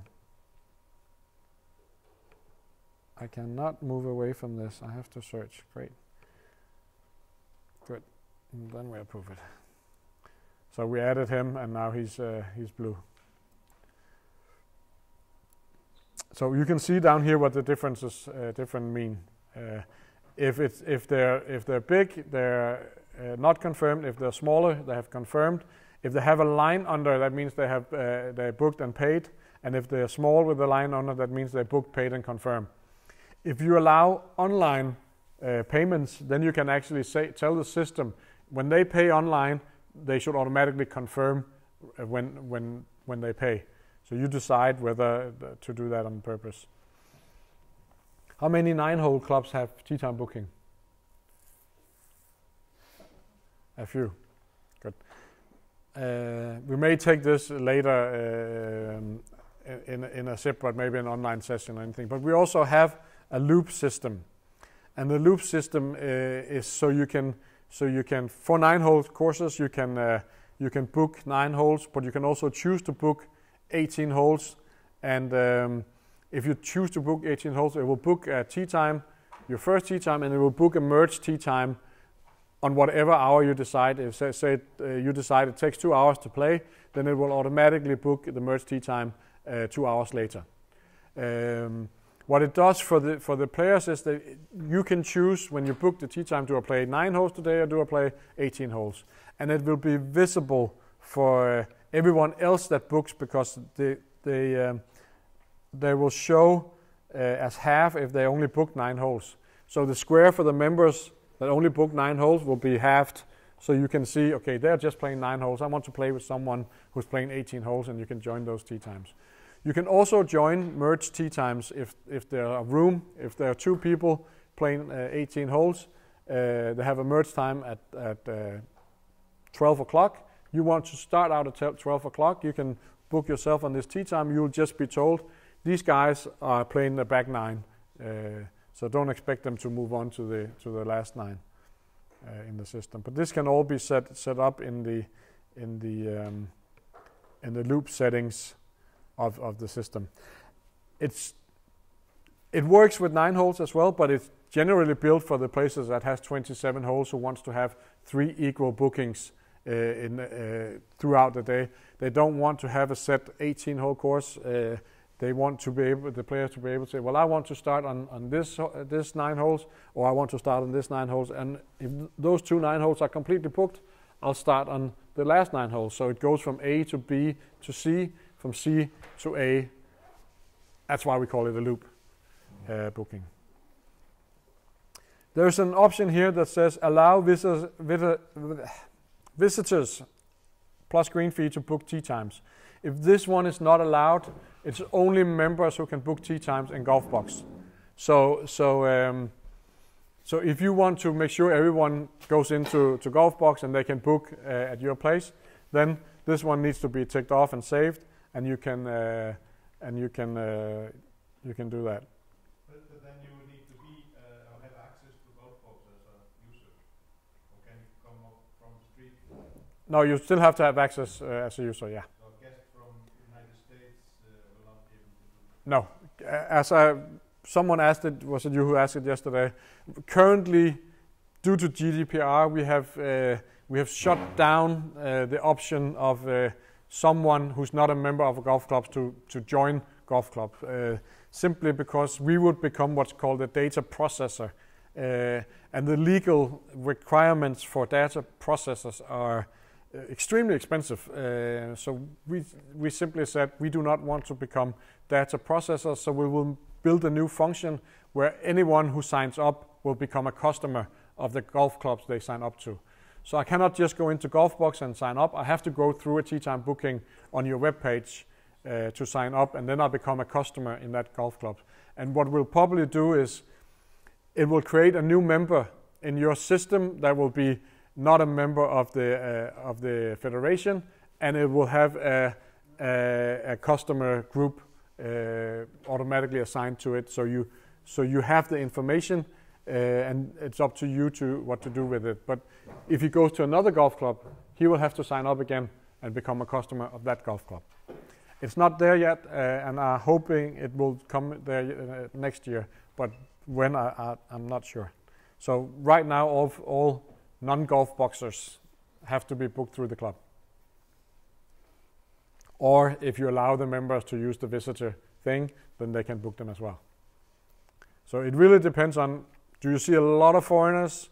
Then allow them to book the members things, and the members can bring them, and otherwise they have to contact you to do it. I promised you to show you also booking on the app.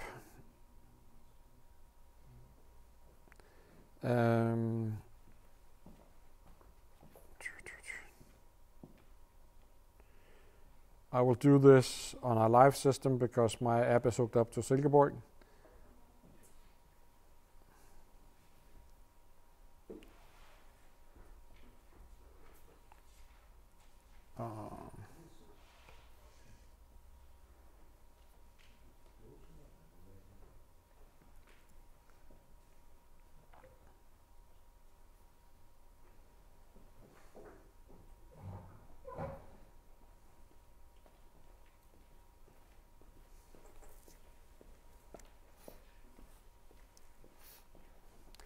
So when I come into the app, obviously I choose tee time booking, and in the app you can have favorites. And I have some of the clubs that if I play green fee, those are the clubs around me, and those are the ones I go to. I choose my own club, and I want to play at the Rygja course today. You get the dates, and you choose where do you want to play. If you use yield management, it will again show you the price immediately, what the fee is, and if you don't use it, they will not get the price until they get out to the touch screens and pay the. They will see the price when they book, but they will not see it on the grid. So I want to play tomorrow at 8:04, and it automatically adds me to the tee time, and then I can add a player. It will suggest that you have your favorites. I can add them, or you can search for players by name or by club or member ID and different countries. If you're bringing me to your club, you can search for Denmark and then by member ID. Currently, we have limited again due to GDPR. If you're searching for members in other countries, you have to know the member number, simply because we don't know what's really allowed with name searching for players across countries. So we demand a little bit of the players when they add foreigners like that. So should we add one more? Ryan will get to play as well. And then I approve it, and that's all I have to do. Now I have my tee time is booked, and this page of course can be full in the season. In my case, during the season I will have at least 4 tee times because I book every Wednesday when I know I can play, and then I may have 1 or 2 other tee times if I'm allowed to play for my wife at weekends. Then I may have a total of 6 tee times at any given time. But normally I will just have the weekday Wednesday. I always play during work hours because I always work. So you have to sometimes do that. Because the phone can ask for your GPS when you use the app, you can also search for nearby courses. If you're somewhere in Iceland and you want to know if there's any nearby courses, and of course, since I'm on the Danish app, there is no nearby courses from Denmark, but it will give you the closest courses around you. And just I showed you the mail earlier, so I should have gotten one here as well. And the what? Yeah. Well, this we don't have simulators, but it's the mats indoor. So we have we actually have 4 mats that we can book indoors, and we have 8, I think. So 4 of the mats is reserved for the pros, or if it's available, we can use them. But the 4 mats I can actually book, and this will just be half hour slots, 20-minute slots I can book. So the mats have been set up for 20 minutes. That means I know if I book this one at 8 o'clock, I have the rights to use it for 20 minutes. And those I can book 3 of or 4 of if I want to be there for longer and make sure I have the rights. So they use it. They will put in a blocking if they know they have a group lesson where they use the whole indoor session. They will block these so no one else can book them.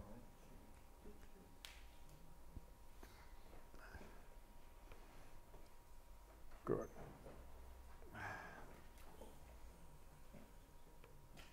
The last thing I just want to show you before you get to set up or play or whatever you want to do is I'll just show you how the touch software looks when we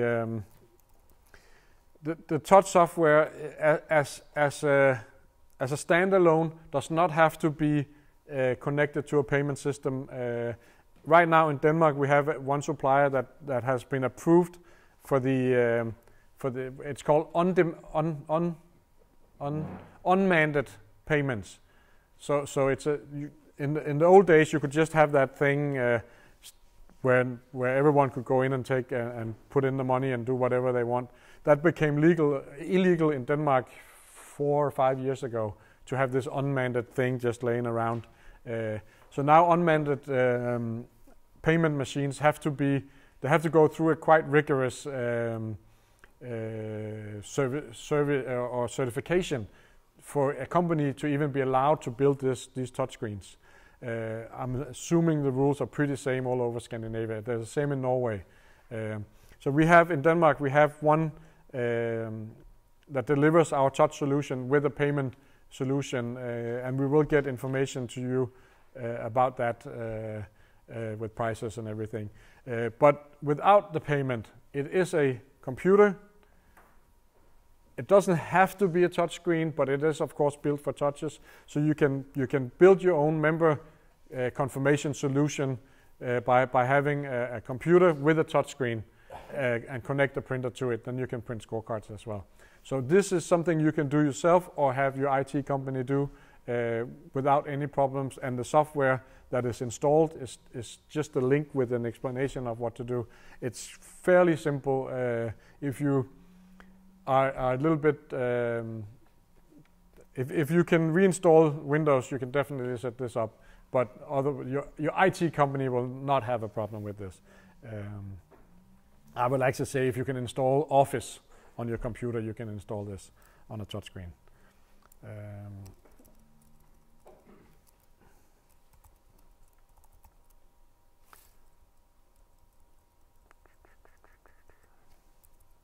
Now I will actually show you. It is not run in a browser. It is a program that's installed on the screen where we can control that there's we can see that there's a connection to the internet and everything. But it is running in a browser behind the system. It cannot run on a Mac. It can only run on a PC. But it will look something like this, and the clubs have the options of setting up different touch profiles. Because my club have 2 locations. We have in One Touch in Silkeborg, we have when I come there, it will show the 18-hole course and the 19-hole course, and I can choose to see what's available. And when I come to Ry, which is 15 kilometers away, it will show the 18-hole course there and the 19-hole course. But because we're the same club, I can actually, from Ry, change to the course in Silkeborg and book a tee time in Silkeborg. It's just the default page it will show when I come into the system. So here I'll just show the Silkeborg courses. So when I come to the club, and I'll just do this. I'll come to the club, and it will show me this. And 99.9% of the times when I come to the club, I have already booked my tee time. So I will come in here, I will hit login, and I will go into the system and say, if I brought my Danish Federation card, I could run it through the magnetic slide. Otherwise, I would just log in with my login information.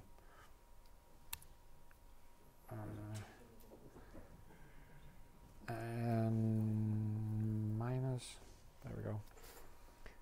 And I'll say okay. So if I have a tee time right now, it will come up. I should just book one.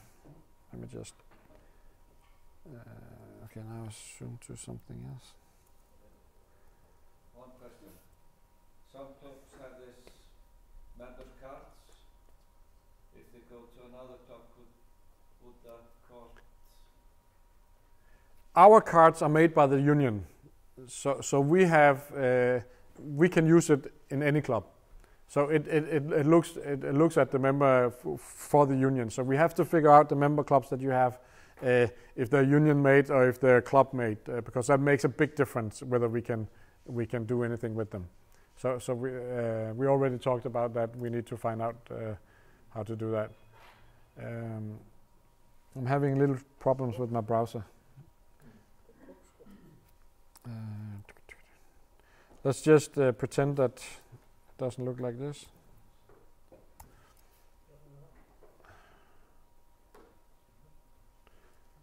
Hold on, I'll just, it's not really good on a Mac. I'll try the big bluey. Oh, very wrong. Oh, never mind. We'll go back to this one. I'll just book a tee time here.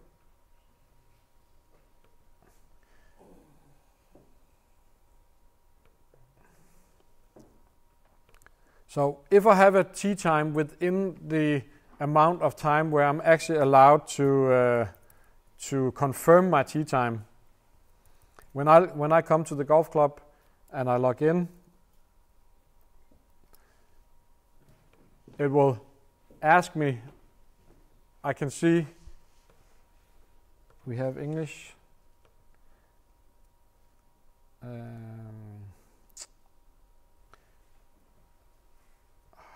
Come on.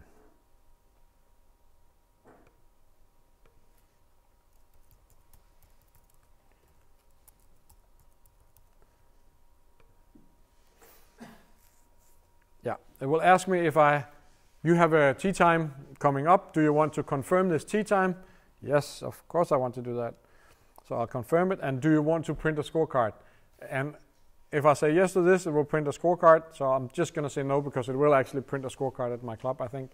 So I'll better not do that. But it will print just like the one you saw on the PDF file. And we print everything on one side, and you print everything on the other side. So you can have sponsors and everything, or club, whatever, on the one side, and we print everything on the other side. But now I have confirmed my tee time already, so now I can go out and play. If I had a green fee player on there, and we had payment information, he would be asked to pay, whether he would pay by card or if he had a voucher, he could use the voucher to pay with, or if he had a reason to change his price, maybe he was playing with a member and it didn't show the correct price, he could change the price and change it while doing this. I'll better just delete this. If I had a tee time and I had my friend with me who also had his card, he could swipe it through the card reader now and he could be added, or I could select my favorites. I could search for players by name or number or anything when I'm adding players. But Normally they're not right next to you when they're at a tee time, but sometimes they are, and they just use the card to do that.